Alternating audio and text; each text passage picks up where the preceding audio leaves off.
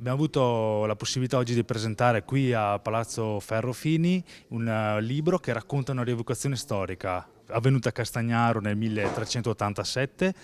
una vera rievocazione che si basa su fatti storici. Questo è molto importante. È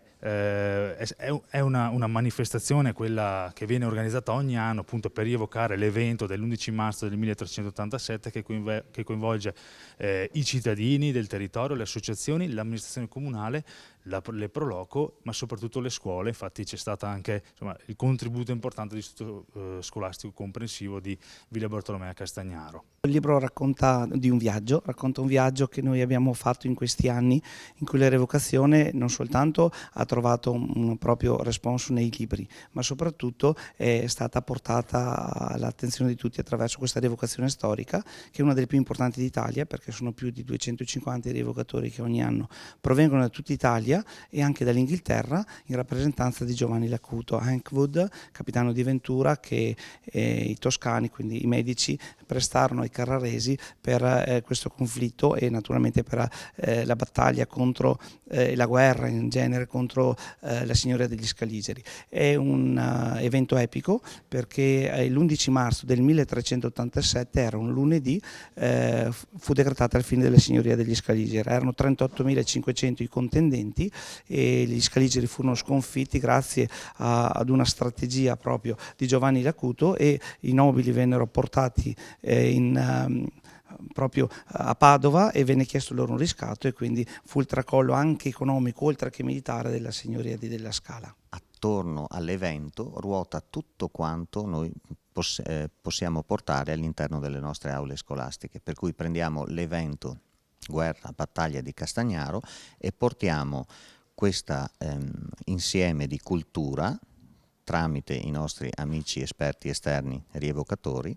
perché facciamo lezioni che vanno dalla semplice costruzione di manufatti alla recita, alla forma di recitazione, alla forma di teatro che mettiamo in scena ogni anno. Quest'anno l'8 marzo cade l'8 marzo, per cui noi metteremo in scena qualcosa che richiama anche la festa della donna, per cui le donne guaritrici. Ci fa onore aver portato non tanto la battaglia quanto la cultura medievale nella scuola. Poi la parte ludica, che è quella del combattimento in campo, quella di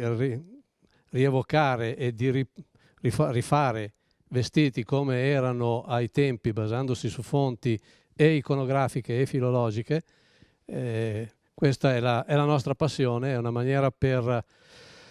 scoprire quanto del passato sia applicabile al presente. Grazie ai due autori che hanno realizzato questo bellissimo libro, che va appunto ad evidenziare un momento storico del nostro comune, e grazie alla Regione e al Consiglio regionale che oggi ci ha accolto qui abbiamo l'opportunità di fare conoscere quello che è realmente successo nel nostro territorio,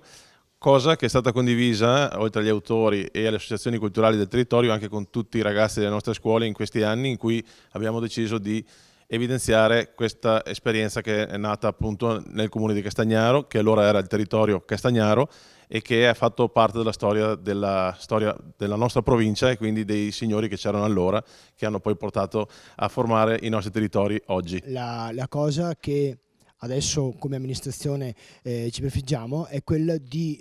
fare in modo che questo evento diventi a tutti gli effetti un evento provinciale, dove tutti gli altri paesi della provincia possano trovarsi nel nostro paese per festeggiare, per guardare questa nostra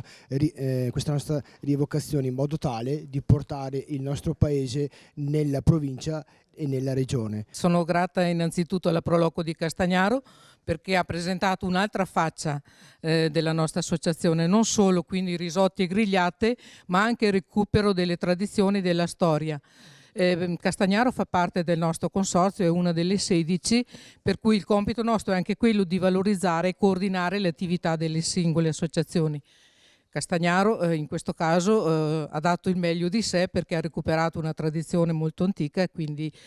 grata anche per la memoria che ha riportato alla luce e per tutto il lavoro che fanno come volontari a servizio in collaborazione con l'amministrazione comunale e soprattutto con la scuola, con il mondo dei giovani. Ci sentiamo di invitare tutti quanti l'8 marzo per venire alla rievocazione della battaglia, perché è davvero un'esperienza che vale la pena di venire vissuta da tutti, insomma.